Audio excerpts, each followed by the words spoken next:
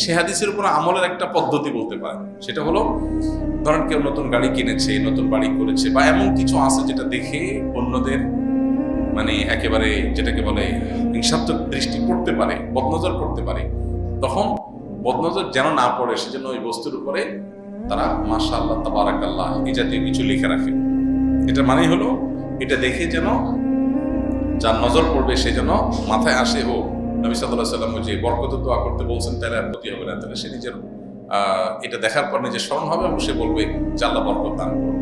এই জিনিসটা আরবরা অনেক বেশি করে, যেটা বদনজর হতে পারে সেখানে লিখে রাখে।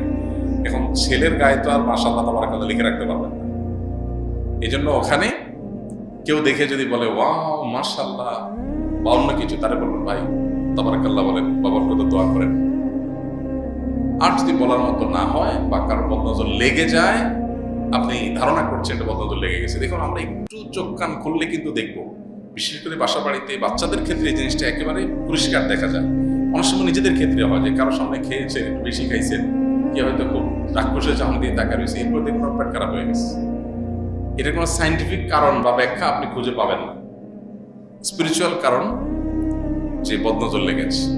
এবং বাচ্চাদের ক্ষেত্রে দেখা যায় এটা কিন্তু আসলে ওই ইসলামের প্রতি বা আল্লাহ এবং তার রাসূলের প্রতি আস্থা এবং ঈমান না থাকার কারণে, বেঈমানের কারণে ফিতনা সংকুল এই সময় অনেক মানুষ দুর্লভনায় পড়ে যায় বা সন্দেহে পড়ে যায়। কিন্তু যার প্রতি ঈমান আছে, যে নবী সাল্লাল্লাহু আলাইহি ওয়াসাল্লাম বলেছেন মানে কি, পৃথিবীর সমস্ত ডায়াগনোসিস ভুল হতে পারে, নবী সাল্লাল্লাহু আলাইহি ওয়াসাল্লাম বলেছেন এটি সত্য যখন প্রমাণিত, বিশুদ্ধ হাদিস দ্বারা এটা প্রমাণিত, অতএব এটা ভুল হওয়ার কোনো সম্ভাবনা বিন্দুমাত্র নেই।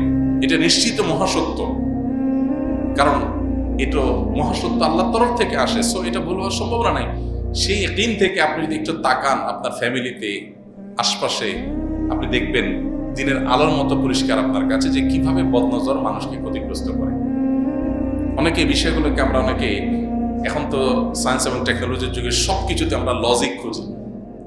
হ্যাঁ, আমি সবসময় বলার চেষ্টা করি যে মানুষের যে সায়েন্স জানা থাকে না, মানুষ যে টেকনোলজি সম্পর্কে ওয়াকিফাল না, সেটা তার কাছে ইলজিক্যাল মনে হয়। আজ থেকে 500 বছর আগে যখন বিদ্যুৎ আবিষ্কার হয় নাই, তখন একটা ওয়ালে সূচের এখানে হাত দিলে ফ্যান চলবে, আরেক জায়গায় ঘুরবে, এটা মানুষের কাছে লজিক্যাল ছিল না। এটা তখন বললে মানুষ বলতো পাগল নাকি, চাপাবাজি করে।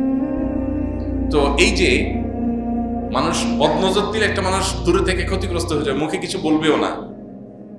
এখন তো আপনার একটু গরম অনুভব হচ্ছে, তখন অটোমেটিক এসি চলা শুরু করবে, আবার ঠান্ডা অনুভব হচ্ছে, টেম্পারেচার কমে যাবে।